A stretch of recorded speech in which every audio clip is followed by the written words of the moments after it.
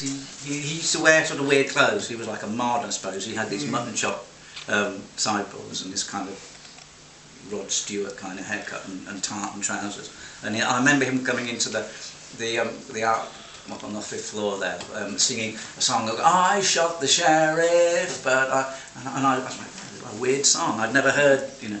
So he was he was obviously into all that music from like, you know, from early on, and he knew that I was in the college band and that I played a bass guitar, and he organised one of the art school dues at Tiffany's, at the Carno, that the college band played at. So he knew I played a guitar. I didn't sort of play anything with it, and it was only after we both left college that when I was in Breaker, that he approached me to record some songs with him, to be in this group. And what sort of period did it take from those early days when he came up to you and asked you? I suppose 1976, or probably as early as that. I don't know. I honestly don't know.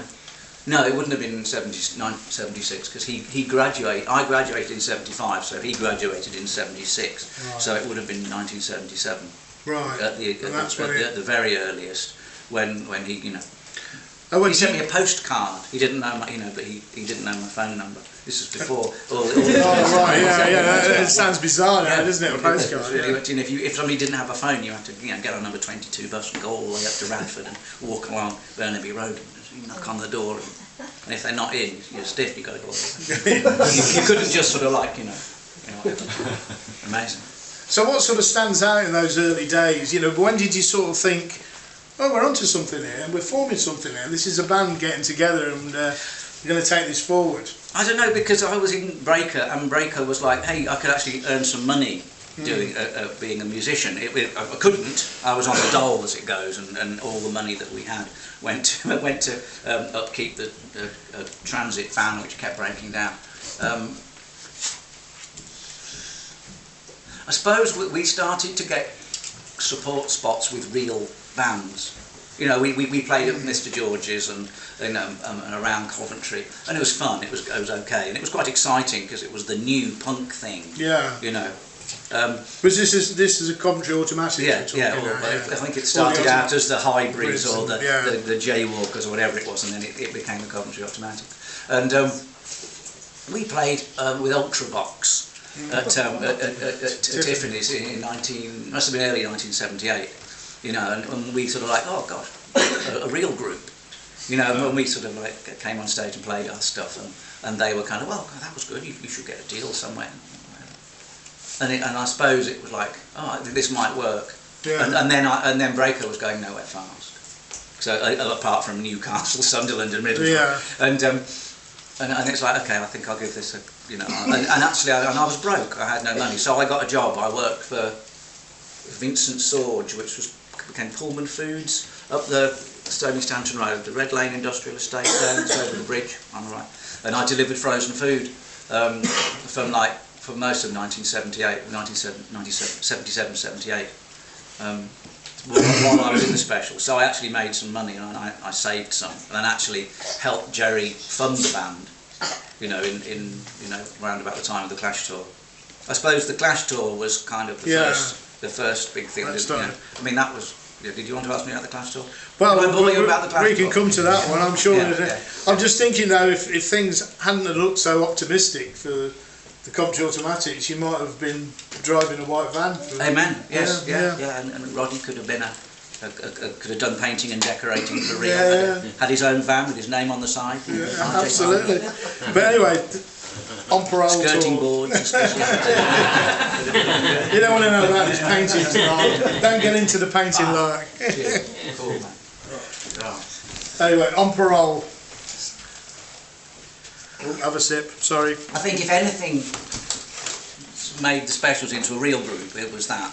I'd tell the sort of the soundbite that we did 3.5 weeks, I think, supporting the Clash in 1978. We were originally just going to do the first couple of 3 shows because Suicide, who were the original support on the tour, couldn't come over until through these 3 shows. So we kind of filled in, but then we stayed on the tour. I don't know. There's a bit of this going on. I have my own theory that it was because Neville, who was our roadie at the time, could provide the Clash with some rather nice herbal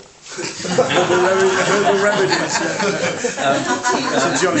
But that's kind of that's like file under rock and roll. Yeah. We won't go into that. You'd have to talk to Neville about that.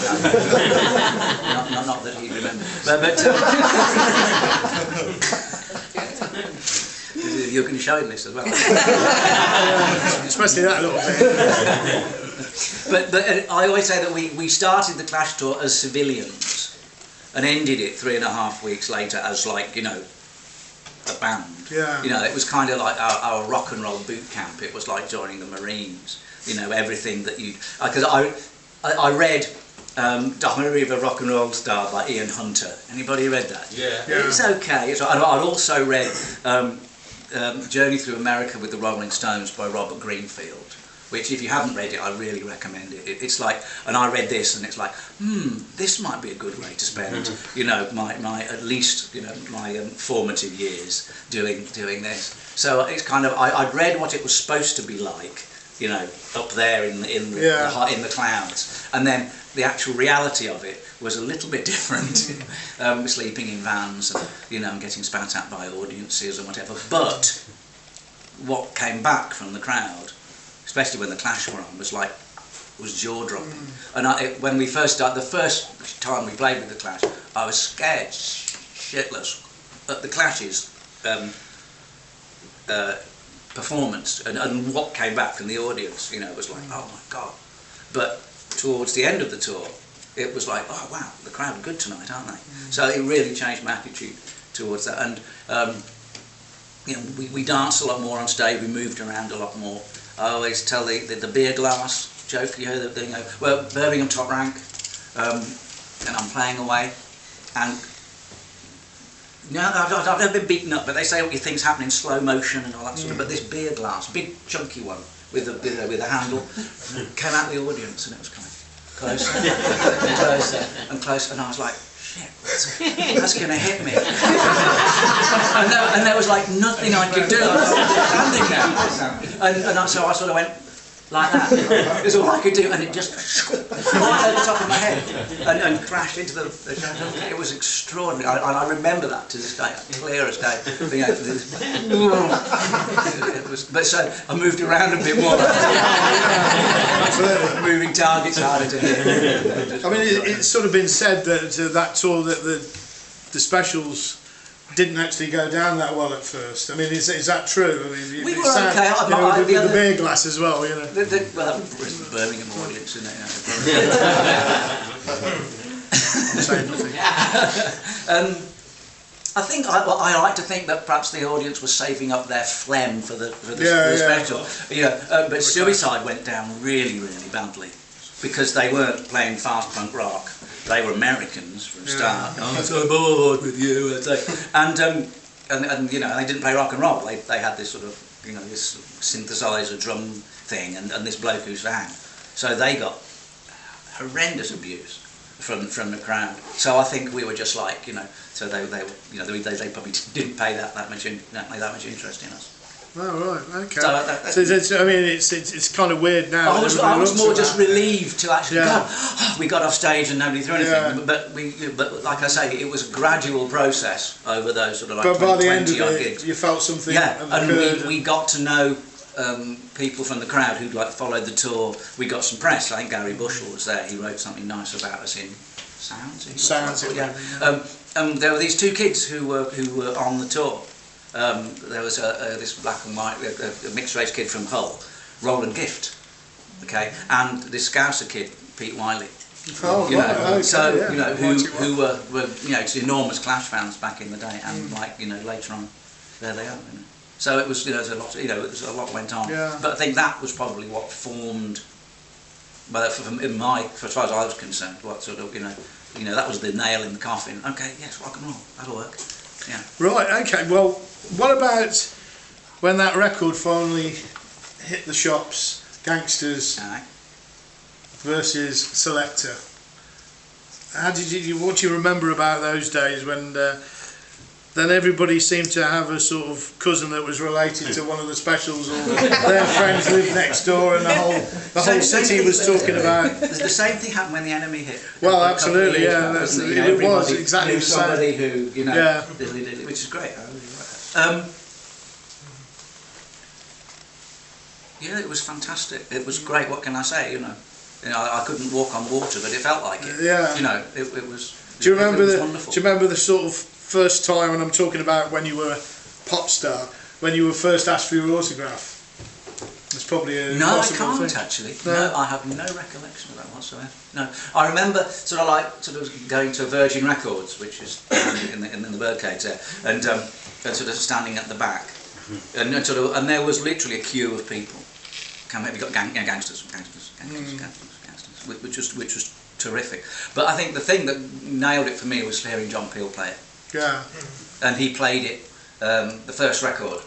You know, which, like, everybody listened to the first at least half hour of John Peel. Only the stalwarts were there at like midnight, you know, listening to Tangerine Dream or something. But you know, so he played all the sort of the commercially stuff for the first half hour, and he played Gangsters, like, you know, the first tune, for about a week and a half when it came out, which was like, wow. And that obviously had a lot to do to it. And I think, but we had a real manager, Rick Rogers, who had worked for Stiff, so he knew a lot of press people. So, you know, we had a piece in the in Sounds, and then Melody Maker, and the New Musical Express, and all that kind of stuff. And how much in control was Jerry Dammers at that time? Very. I think is probably the best way. But it was very much his vision. Yeah, of course. Yeah. I mean, obviously we all, you know, contributed our own sort of bits and pieces, and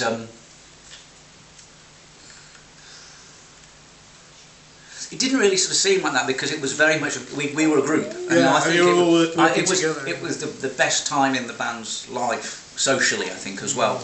You know, because we had nothing financially, but we had everything to prove, and there was a real, you know, the real gestalt thing. You know, you're all doing this together.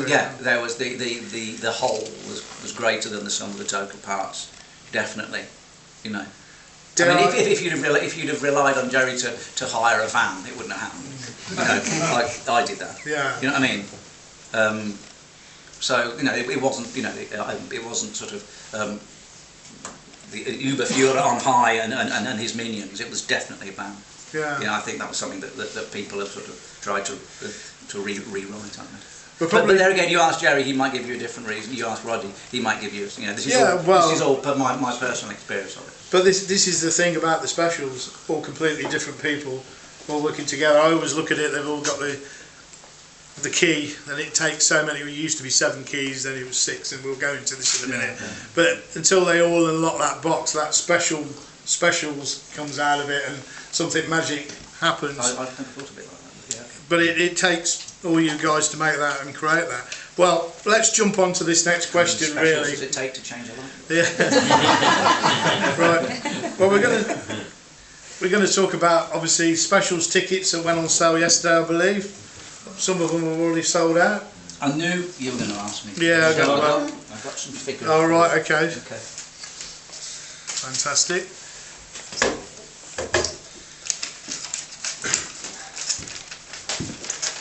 Right. This is as of yesterday lunchtime. The first show in Dublin was 57% sold out, and they're putting another one on sale on the day before, on the 2nd. Belfast Ulster Hall was 34% sold.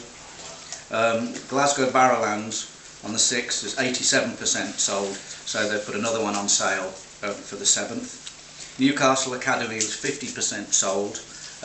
There was an option for putting another show on at Newcastle, but we're going to do one in Leeds instead, at the Leeds. If we can get Terry to actually go to Leeds. That's a Manchester United. Manchester Apollo is 28% sold. The 13th at the London Roundhouse, the 13th is 76% sold, the 14th is sold out, and they've put another one on sale on the 15th, which by the close of play yesterday was 28% sold. Brighton Dome is 69% sold. Bournemouth Academy was 35% sold. Wolverhampton Civic was 39% sold. They've put an option on for the one the next day on the 21st. Nottingham Rock City is sold out, but they've put another one on sale at the beginning of the tour on the 31st of October. So it's going rather well. Figures? Yeah, absolutely. I mean, Well, obviously the point we're making here, there is a lot of stuff. I say stuff. I could use another word.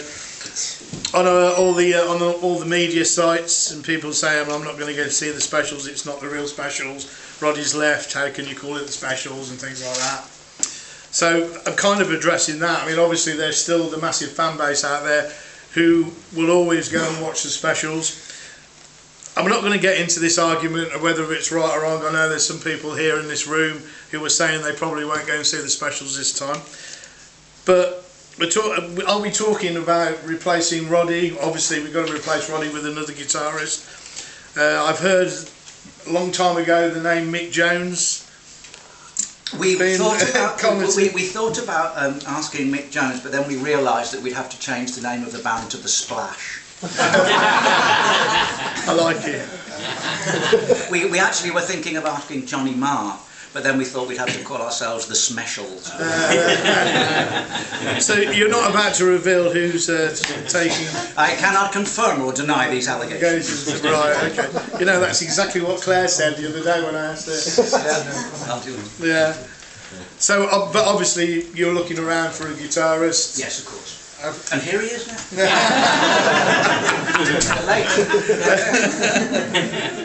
Yes, of course. Yeah. And what about Neville? Are we replacing Neville? We talked about this a lot. I mean, I think Limval stood up to the plate and did a fabulous job in 2013. But he has said this took an awful lot out of doing this, so we really had to think about it. But luckily, we've got until November to do that, so we've got a good sort of 6 months to get that again. I mean, but I think the thing that the figures have, you know, the ticket sales have showed that you know, this thing is bigger than any one person. Yeah, well, you can't argue with that. I mean, irrespective. That's why I wanted to show them to you, you know, because look, you know, this is what the, you know, and I think another. It's been took me quite a while to realise that, but I think Specials fans are evolving. There is a new generation of Specials fans that I honestly wasn't aware of. There's a kid that Claire brought up here a couple of weeks ago from Manchester. He's 24. First time he saw the Specials was on Jules Holland in 2009. He doesn't know Jerry Dammers. He doesn't know who Roddy Radiation is, or Terry Hall, or Limval Golding. He just saw this band on the TV and thought, wow, that's pretty good. Who are they? You know. Yeah. So they don't know about, you know, they're not interested in who the people are. They're just interested in those songs, and that's what the Specials is. It's those songs, you know. And I think when I bring a piece of paper out of my back pocket and I say, you know, Barrowlands, 3% sold out, you know, Dublin, 5% sold, you know what I mean? Then I think perhaps it's time to you know to think again. But as long as you know that there are people there who want to see us, you know, I'm gonna. Well, absolutely. And people want to see. I mean, that's absolutely true. I mean, one of the bugbears for me was always new material. You know, I've been banging on about I would love to see a Specials album produced by Mark Ronson, and I just think that would be a match made in heaven. You know, I'm not sure what John would think about that, but I just think it would work really well.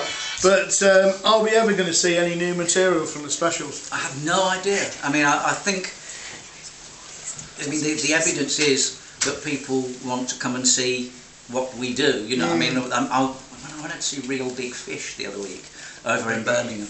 That's another story. And he goes, okay, this is the thing that all the audience, the 4 words that the audience really hate to hear.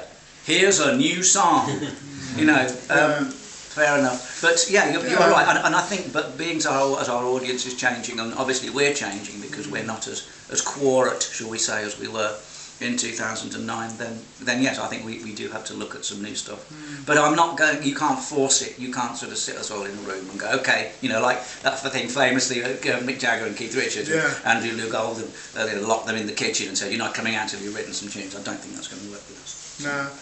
Can you actually say about? I suppose it's a bit unfair to ask whether who's in favour of new material and who isn't. Not at the moment. I think we're all aware that, you know, that it is something that has to be addressed pretty quick. I think Limbo is the one who's always, you know, sort of prompting people to think outside the box, which is pretty cool. Yeah. Yeah. Cool. And I think we are now. And at the risk of ruffling a few feathers, I think now we're in a position where we can think out the box. Yeah. Absolutely. Whereas we couldn't. You know, in fact, now is probably a good time to see if there is any questions. At the moment, we'll come back to it at the end, but we can take a question now. I'd like to ask a question. Go ahead. If you can give us an insight of what it was like on the tour bus, you know, years ago, you know, with all the people at different bands. The Specials sat at the back. The Selector sat in the middle and the back because we knew them anyway. And Madness sat at the front. When Madness left, Dexys Midnight Runners sat at the front. And wouldn't talk to anybody at the back. A lot of people really wanted to sleep along the back seat and stretch out, but they couldn't because lots of people, you know, so that didn't happen. It was, and nobody could actually sleep on sitting up. It was and when we stole one of those big cardboard two-tone and stuck that in there, it was a Trathans coach, I think. Driven by a bloke called Alfie, who would always get lost, usually after we'd gone from either the sound check back to the hotel, but probably going for after the gig, from the gig back to the hotel. It was probably only a 5-minute drive, but he would make it last at least 35 minutes, and so we kept totally lost. You know, and the girl that you picked up, you know, who you're really trying to get back to the hotel, has kind of perhaps changed her mind after 15, 20 minutes, driving around side streets. You know, okay, never mind. Yeah, it was. I always say that it was like one of those school trips that you used to go on, but with no teachers. You know, it was quite extraordinary. Yeah, that really. Yeah. Once again, apparently the camera has packed up. We're getting this every time. If anybody wants to video any of this so we can keep it, that would be wonderful. But yeah, otherwise it's going to be lost forever. We can start swearing now then, can't we? Okay, come on then. There has to be some questions. Yeah, oh yes, of course. Here's a curveball. Whatever happened to Barnsley Bill? Barnsley Bill. I went to Barnsley the other week. I met a bloke up there, as an actor, photographer bloke who I'm going to do some work with. When we were in New York in 1980, this is really corny. Did I tell you about the day Debbie Harry made me a tuna fish sandwich? It was really cool. We were in New York.